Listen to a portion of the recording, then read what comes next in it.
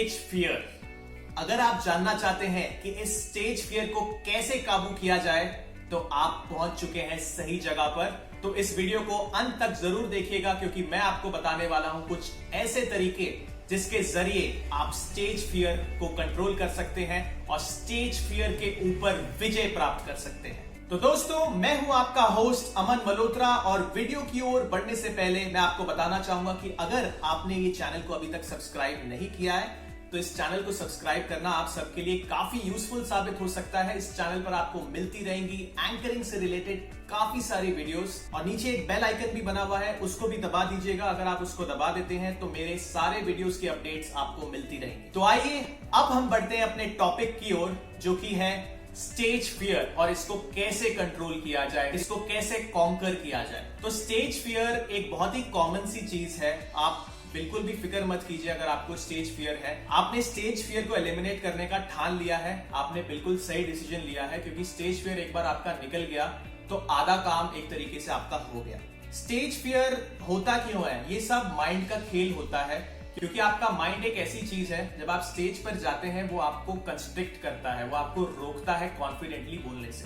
क्योंकि अक्सर लोगों के साथ ऐसा होता है कि वो अपने दोस्तों के साथ, अपने टीचर्स के साथ, अपने कॉलीग्स के साथ बहुत कंफर्टेबली कॉन्फिडेंटली बात करते हैं, लेकिन जब बात आती है स्टेज के ऊपर बात करने की तो उनका सारा कॉन्फिडेंस गायब हो जाता है। उन्हें एक नर्वसनेस सी होने लगती है और उन्हें समझ नहीं आता कि अब करें तो क्या करें। एक बार तो ऐसा भी हुआ था कि मैं कॉलेज में एक इवेंट होस्ट कर रहा था और मेरी जो को एंकर थी इतनी एक्सपीरियंस नहीं थी, तो होस्ट करते वक्त उसे सूझ नहीं रहा था कि वो क्या बोले और वो ऑडियंस को फेस नहीं कर पा रही थी क्योंकि अपनी लाइंस भूल चुकी थी। तो उसने अपनी पीठ ऑडियंस की तरफ कर ली। तो ये एक अच्छी चीज नहीं है क्योंकि अगर आप कुछ भूल भी चाहते हैं तो इसमें कोई शर्म की बात नहीं है, उसको कवर अप करने की टेक्निक्स होती हैं, लेकिन आपको ऐसा कभी नहीं करना है कि आप अपनी पीठ ऑडियंस की तरफ कर दें। तो अब मैं आपको बताता हूं कि ये स्टेज फियर आप कैसे एलिमिनेट कर सकते हैं। आपको करना क्या है कि आप एक स्मॉल स्केल से स्टार्ट कीजिए। अगर आपको दिक्कत हो रही है 100 लोगों के सामने बात करने में तो आप एक काम कीजिए, आप 10 लोगों के सामने बात कीजिए।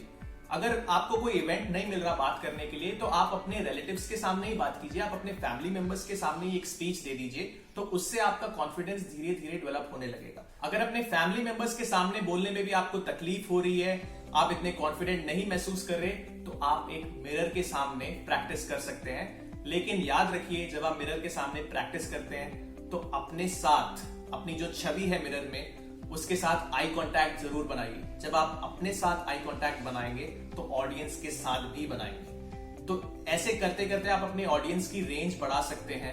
आप 15 से 20 लोगों के सामने बोलिए, उसके बाद आप 100 लोगों के सामने बोलिए, उसके बाद आप 200 लोगों के सामने बोलिए और इस तरीके से आप अपना स्किल डेवलप कर सकते हैं। इस तरीके से आप अपने फियर को कम कर सकते हैं। तो आपको करना क्या है कि स्टेज फियर जिन तरीकों से आपके दिमाग के अंदर घुसता है उन सारे तरीकों को आपको एलिमिनेट करना है, तो स्टेज फियर ऑटोमेटिकली एलिमिनेट हो जाएगा। कहने का मतलब ये है कि स्टेज फियर को आपको कोई भी मौका नहीं देना आपके दिमाग के अंदर घुसने का। तो उसके लिए आप क्या कर सकते हैं, आपका जो मटेरियल है, जो आप बोलने वाले हैं, आपकी जो स्क्रिप्ट है, वो हमेशा अपने साथ रखिए, हमेशा हैंडी रखिए।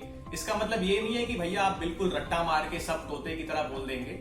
इसका मतलब ये है कि आपके पास पॉइंटर्स जरूर होने चाहिए क्योंकि जब आप एक इनएक्सपीरियंस स्पीकर हैं तो ये हो सकता है कि आप अपनी लाइंस भूल जाएं, तो पॉइंटर्स आपके पास जरूर होने चाहिए। स्टेज फियर जो है, जैसा कि मैंने आपको पहले भी बताया, सारा माइंड का खेल है। तो आपको अपने सबकॉन्शियस माइंड को ट्रेन करना है कि वो फियर ना महसूस करे। ये आप कैसे कर सकते हैं? जैसे माइंड आपको फियर महसूस कराता है वैसे ही आपको माइंड को भी ट्रिक करना है। जब आप 200 लोगों के सामने बोल रहे हैं और बहुत सारे लोग आपको दिख रहे हैं आपके सामने और आपको समझ नहीं आ रहा कि अब मैं करूं तो क्या करूं, आगे की जो रोज हैं उसमें तो 20 से 25 लोग या 30 लोग ही होंगे, तो आपको उन पर फोकस करना है, आपको उनसे आई कांटेक्ट बनाना है, आपको अपने माइंड को ट्रिक करना है कि वहां पे उतने ही लोग हैं। बेसिकली आपको अपने माइंड को ट्रिक करना है कि जितने लोगों के सामने आप कॉन्फिडेंटली बात कर सकते हैं उस वक्त हॉल में उतने ही लोग मौजूद हैं। तो इससे क्या होगा, आपका फियर कम हो जाएगा। लेकिन मैं आपको एक बात बता दूं, ये टिप कॉन्फिडेंट और एक्सपीरियंस स्पीकर्स के लिए नहीं है, क्योंकि अगर आप एक एक्सपीरियंस स्पीकर हैं तो आपको तो 1000, 2000, 10,000 लोगों के सामने भी कॉन्फिडेंटली बात करना आना चाहिए। अगर आप नए नवेले स्पीकर हैं, इनएक्सपीरियंस स्पीकर हैं, तो ये टिप आप यूज कर सकते हैं। और एक काम जो आप कर सकते हैं, अगर आपको नेगेटिव थॉट्स इवेंट के पहले आ रहे हैं, तो ये आप बिल्कुल मत होने दीजिए, क्योंकि ये आपके इवेंट को खराब कर सकता है।